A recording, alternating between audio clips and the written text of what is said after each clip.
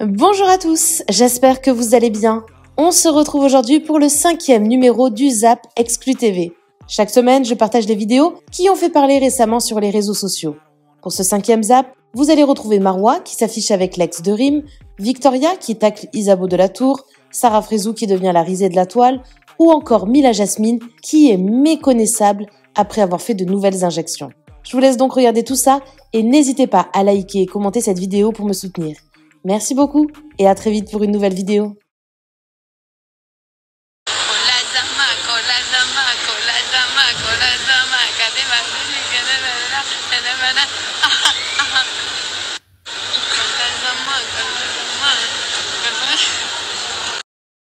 Vous savez qui je peux plus me blairer là? Vous voyez, il y en a certaines sur TikTok ou sur Insta, j'en sais rien, qui font tout le temps les meufs trop mignonnes en mode parlez-vous avec moi, nanana, j'emmène ma grand-mère, je sais pas où. Moi maintenant j'arrive grave à repérer celles qui font semblant et celles qui sont réellement trop mignonnes. Je peux vous dire que c'est réellement pas celles que vous croyez parce qu'il y en a vous donnez du gaz, mais vraiment aux mauvaises personnes. Hein. J'ai envie de prendre mon téléphone, j'ai envie de tout balancer.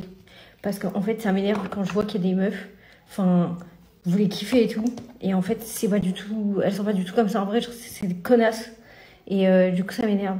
Mais en fait le problème c'est que moi, en fait je vous parle en connaissance de cause parce que vraiment c'est des gens qui m'ont fait du tort. Donc moi j'ai jamais ouvert ma bouche. Les gens ils savent très bien que moi c'est pas mon délire, et en fait c'est ça le problème, c'est que vu que les gens ils savent que c'est pas mon délire, et ben ils se permettent de faire des trucs parce qu'ils savent pertinemment que je vais pas ouvrir ma bouche sur mes réseaux. Du coup les gens ils se permettent beaucoup, et dans la vie c'est pareil, dans la vie de tous les jours, inconnu, pas connu. Sauf que, je vous jure, des fois, j'ai envie de péter un câble et j'ai envie d'ouvrir ma bouche.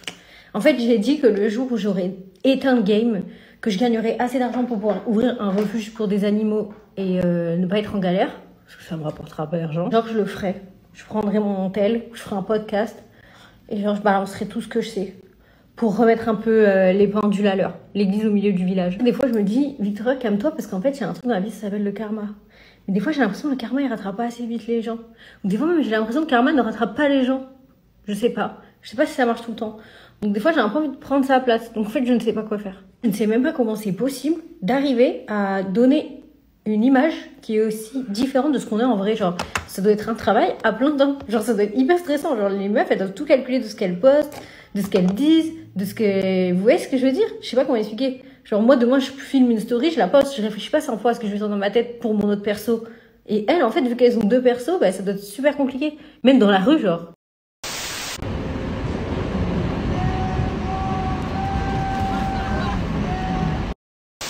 Comme je vous l'ai dit, je n'ai pas du tout assez éteint le game pour me permettre de balancer des trucs. Par contre, ce que je peux faire, c'est donner du gaz à des personnes qui le méritent. Donc, je vais vous faire la liste de tous les influenceurs que j'ai rencontrés de près ou de loin et qui étaient super sympas. En première position, il y en a 3. Anaïs Quadratus, Roubaba et Dévibration. C'est mes 100. Alors, je suis un petit peu plus proche de Anaïs parce que c'est vrai qu'on se fréquentait beaucoup en France. Et Roubaba et Dévi, je peux vous dire que la première fois que je les ai rencontrés, c'était par rapport au travail, etc.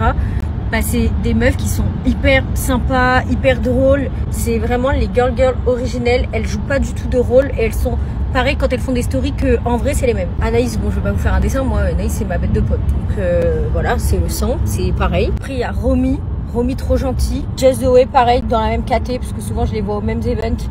Jazzoé trop mignonne. Adé Laurent et il est hyper sympa, vraiment friendly.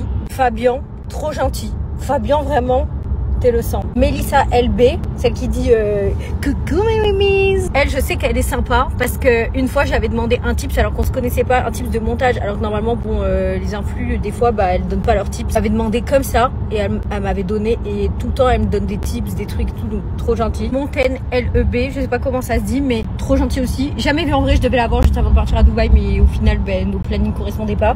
Mais trop gentil. Moi elle m'a donné plein de tips avec mon fils, etc. Trop normale et trop rigolote.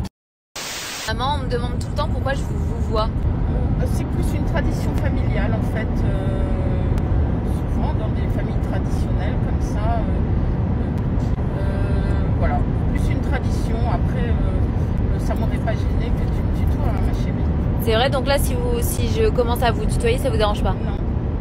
Mais vas-tu y arriver? Ah, ça te dérange pas là quand je te parle comme ça? Non, ça fait juste bizarre. Oui, ça fait bizarre. C'est vrai qu'on est habitué là. Moi, j'arriverais pas, je pense, à vous tutoyer. J'aurais l'impression de parler à une autre personne que vous. Ça fait 6 mois, il a pas dormi. C'est lui, TikTok, il nous ment. Oh, c'est quoi ça? C'est quoi? Il y a un tigre qui est en bas. Un tigre. Explique. Eh ben, je ne comprends pas comment des milliers de personnes peuvent être comme ça sur le téléphone à regarder des gens qui se parlent et leur donner des cadeaux. C'est encore un truc qui est incompris dans ma tête. Mais écoute, on va finir par s'y faire. Hein. C'est sûrement. Bon. Juju, c'est les 1 an de l'agence aujourd'hui. Oh putain, mais Putain, tout le monde qui me dit non, Thibaut, pas toi, ne fais pas. Oh, ah ouais, vraiment. Pas toi. Non, mais Pour ceux qui ont vu, je vais faire un petit live sur TikTok. Alors vous inquiétez pas, je le précise encore une énième fois, je ne vais pas faire de match TikTok, etc. J'ai fait un live tout simplement parce que je m'étais engagé avec l'agence qui m'a débloqué mon compte vlog. Je lui ai dit pour te remercier, c'est les 1 an de ton agence, tu fais des lives, donc avec plaisir je vais en live pour te rendre l'appareil tout simplement. Donc c'est ce que j'ai fait, on a parlé de ma marque et tout. Donc voilà, c'est cool, ça s'est bien passé pendant 25 minutes. Cassandra est plus avec Simon, je réponds à une question. Parce que gros, Simon, il m'a envoyé un message en me disant comme quoi il était plus avec Cassandra. Il m'a envoyé un message mais hors sujet, genre, il m'a dit est-ce que t'es en couple avec Ethan? Moi, je suis plus avec Cassandra et tout. Alors qu'il était en couple avec elle. Et elle a vu qu'on est fan et tout. Moi, je lui ai envoyé les messages et tout. Moi, je lui reparlais à Cassandra, donc j'ai même pas répondu à Simon. Donc elle a vu que j'étais droite envers elle parce que du coup, on était devenus un peu copines. Et une fois qu'elle a voulu se venger de Simon, elle est partie dire comme quoi elle venait d'apprendre comme quoi on s'était rapprochés dans la chambre. Alors qu'elle a appris il y a bien longtemps parce que c'est moi qui lui ai agi. Donc elle savait. C'est juste que là, elle veut se venger de lui en faisant passer pour un connard. Mais en fait, elle savait déjà depuis longtemps. Et elle avait accepté. Et maintenant, elle s'en fout que moi, elle me fait passer pour une connasse. Alors que moi, j'ai un peu fermé ma bouche pour elle. Pour que elle reste dans son couple et que ne soyez pas ficha. Donc c'est un peu une vicieuse. Mais c'est une histoire de ouf, là, ce que tu viens de dire. Pendant 3 mois, je parlais avec Cassandra, ça veut dire que là, elle me racontait leurs disputes, tous leurs trucs les plus privés que tu n'es même pas au courant. Je suis au courant, j'étais là pour elle. Et maintenant, elle veut me la faire à l'envers. Mais bon, tout le monde sait comment elle est. Donc, Ah ouais, attends, toujours. Au final, qu'est-ce qui s'est passé? Il y a eu quelqu'un de boum. Au final, il faut savoir que pendant les 2-3 jours, parce qu'il y avait passé Cassandra pendant 3 jours, on s'était grave rapprochés, mais déjà pendant les 3 jours, mais juste personne ne voyait. Et juste là, il y a un bonus, il y a 50 secondes, donc il faut 2 personnes entre temps. On s'était rapprochés, mais j'ai l'impression que personne ne voyait. Par exemple, en jour off, on était allongés sur le canapé, genre, on était proches, mais j'ai l'impression que personne ne percutait qu'on était proches. Genre, alors que ça se voyait, on était vraiment proches. Attends. À la fin, il s'est passé quoi, là? Attends, j'en reviens. Ok. J'en reviens jusque, on était proches, mais il y avait rien de concret, quoi. Après, on a fermé la porte, il y avait Nicolas et tout, on était pas seuls, on n'a jamais été seuls en une chambre tous les deux. Jamais.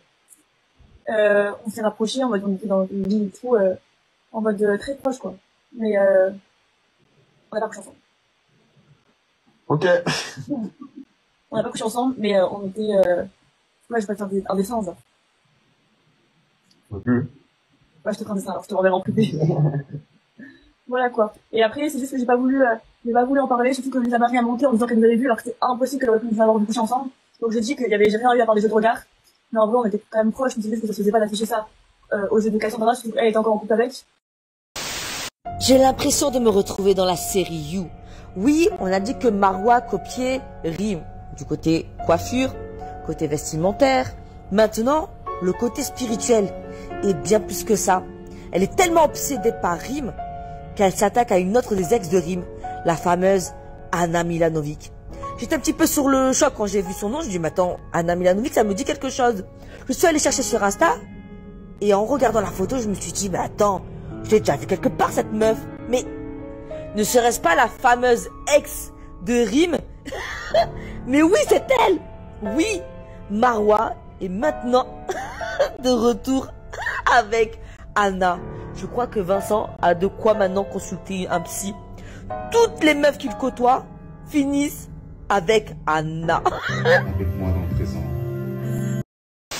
En fait, quand tu gardes trop pour toi, au bout d'un moment, t'imploses à l'intérieur. T'exploses pas, tu imploses. Tu sais, à l'intérieur, ça explose. Tu vois ce que je veux dire. Première session, là, consultation. Bah, en fait, ce qu'il y a, c'est que pendant des mois et des mois, même Marwa, qui partage ma vie, elle me dit, mais t'es insensible, je te vois même plus pleurer, je te vois plus, il n'y a plus rien qui te touche, il n'y a plus rien qui te truc, tu te crois plus fort que tout, arrête de tout mettre sur tes épaules. Et moi, je lui disais, mais non, tout va bien. Ça fait plusieurs mois qu'elle me disait que ça va pas. Et je voulais pas voir la réalité en face, et aujourd'hui, voilà, je l'ai fait, et ça me fait du bien. Et ça me fait du bien Oui, c'est la vérité, Loti. Tu as fait trop le fort. C'est la vérité. Moi, il n'y a pas de problème, vous avez le droit. Hein. Mais en vrai de vrai, le fait d'avoir vu la personne, bah, ça m'a fait me rendre compte que non, je vais pas bien. Je vais pas bien. C'est comme ça. Hein. Ouais. Mais en fait, c'est dur pour moi maintenant de montrer que je vais pas bien ou quoi, parce que tu sais, j'ai des enfants, j'ai tout ça. Si mes enfants ils me voient pas heureux, s'ils me voient pas sourire, au moins sourire, tu vois. Bah tu sais, c'est dur, tu vois. Donc j'essaye au maximum de montrer une belle facette, tu vois. Mais bon, ça sert à rien, hein. Comme on me le dit, si t'es pas heureux, et si tes filles te voient pas vraiment heureux, elles seront pas heureuses. Quand je vais vieillir, c'est pas à ce moment-là que je vais aller bronzer. Parce que j'arrêterai pas de me dire, t'es en train de te tuer la peau, ça accélère le vieillissement de la peau. Mais quand vous êtes vieux, vous croyez que j'aurai encore l'occasion de me mettre en bikini et de bronzer ou quoi? Mais sérieux? Arrêtez, laissez-moi me brûler la peau, j'en ai envie. Là, je peux être d'accord. C'est vrai que ça fait des cancers de la peau. Inch'Allah, khir. Qu'est-ce que vous voulez que je vous dise? C'est mon maktoub d'avoir un cancer de la peau. C'est le maktoub qui est écrit en fait. Mila, qu'est-ce que t'as fait, etc. On t'a pas vu aujourd'hui. Est-ce que t'es déformée? Alors les filles, je suis pas déformée. Après, c'est très subtil parce que comme je vous ai dit, j'ai perdu énormément de poids. Et donc forcément, quand on perd énormément de poids, on a le visage qui se creuse naturellement, qui est très creusé. On a vraiment une tête, on va dire, de fatigué. Si je tombe dans un truc, dans un engrenage où je veux mettre trop, bah après il faudra dissoudre. Du coup ça enlève son propre collagène, etc. C'est un peu compliqué. Mais voilà les filles, j'ai fait des petites retouches. Le visage est plus pulpé, etc. Je vous montrerai vraiment un avant-après quand j'aurai fait vraiment genre 3 séances complètes. Et honnêtement, je suis trop contente du résultat, même si c'est pas encore. Vous allez me dire non mais t'es trop creusé ici et tout. Qu'est-ce qu'il y a? Qu'est-ce qu'il y a toi? Qu'est-ce qu'il y a toi? Qu'est-ce qu'il y a toi? Qu'est-ce qu'il y a toi? Incroyable ça. Mettre la pression les gens. Allez, il a 77 ans, qu'on arrête hein. T'as vu hein, ce qu'il a fait?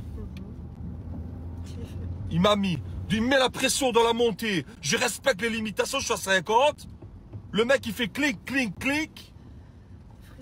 Non, feu rouge. Vous nous avez dit on quitte Dubaï parce qu'on n'a plus d'argent, parce que on n'arrive plus à suivre le lifestyle de Dubaï. Enfin, il y a eu beaucoup de messages concernant tout ça. C'est vrai que les gens, un petit pourcentage de personnes, parce qu'évidemment il y a beaucoup de gens qui ont beaucoup d'amour, et je vous remercie, ont cet espoir-là que les gens de la télé, notamment Hilary, n'aient plus d'argent, ce qui n'est pas possible tout simplement, parce que à part des personnes qui dépensent tout, je ne sais pas comment tu peux être ruiné. Deuxième chose, à Dubaï on a fait beaucoup d'investissements, on a été très malin, mais Hilary a toujours très bien géré son argent, c'est pas une princesse, et j'admire pour ça, je l'ai posé pour ça. Ça va très bien pour nous, et on part à Bali parce que tout simplement on a envie d'y aller. Bah voilà, on a juste envie d'aller kiffer la vie à Bali, profiter et offrir autre chose à nos enfants. Go.